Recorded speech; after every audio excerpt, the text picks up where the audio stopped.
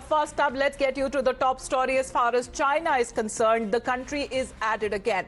This time around, with the tensions along with the LAC at the backdrop, China has now renamed 11 of those locations in Arunachal Pradesh that it now claims as South Tibet. Now, these Chinese government, as far as in a release is concerned, has been calling it standardizing some geographical names in southern Tibet. The list of names that has been released by China includes 5 mountain peaks, 2 land areas, 2 residential areas and 2 rivers as well. But as far as India is concerned, it has once again hit back loud message that is being sent across to our neighboring country, saying that these invented names will not change the facts, as Arunachal Pradesh has been and will always remain an integral part of India. Meanwhile, here, politics that has already erupted over this latest provocation by China, with the opposition parties now hitting out at the center and calling it as a result of the Prime Minister's clean chit to China. Now, name change that is being done at the behest. This is a real dare that China seems to be giving to India.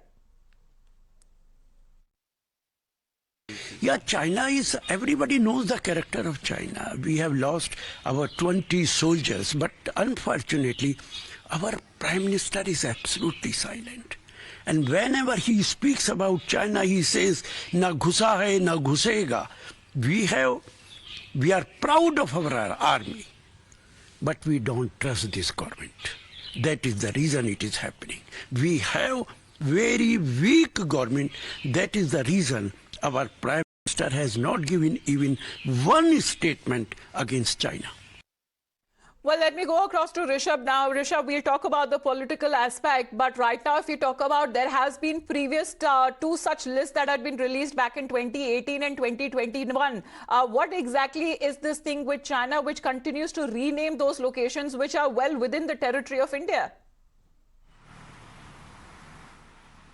See, when it comes to China, since the communist government has come in China in 1949, they have been claiming that the Arunachal Pradesh is part of the southern Tibet and hence belong to China, given that China has taken over Tibet, and Tibet is one of the province of the sovereign land of mainland China. But India has maintained that Arunachal Pradesh is integral part of India, it's inalienable part of India, and China do not have any sovereignty over the Arunachal Pradesh. This is third time I mentioned, the first time happening in 2017, then in 2021, and now in 2023, where the names of places that are in Arunachal Pradesh and in integral part of India have been changed unilaterally by China in Chinese names, saying that these are parts of China, and to standardize the locations, they are renaming these areas. India has been very vocal about it and retaliating what India had said back in 2017 and 2021. India has retaliated, saying that by inventing names, you cannot alter the reality. Arunachal Pradesh was, is and will always be inalienable, integral part of India, and no one can change this reality. So India sending back a strong reaction to China, who is now come to an extent that they are changing the names of the places which are in Arunachal Pradesh.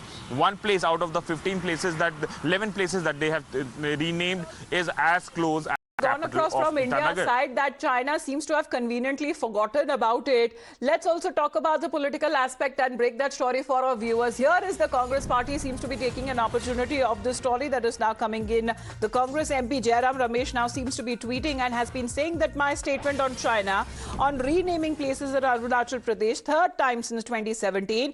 Arunachal Pradesh has always been and will always remain an integral and unalienable part of India. Such actions by the Chinese get encouragement from the Prime Minister's silence on their continued transgressions. Not the first time there, Rishabh, as far as the Congress party is concerned. In fact, this has been one of the other issues that we are looking at, how the opposition has been demanding an answer from the government side on China issue, and on a time being, we are looking at protests also happening in Parliament over the same. Definitely, China has been a hotbed when it comes to the argument between the government as well as the opposition parties since what happened Galwan in 2020, where the soldiers from Bihar regiment, including Colonel Babu, was martyred after a skirmish and confrontation in Galwan.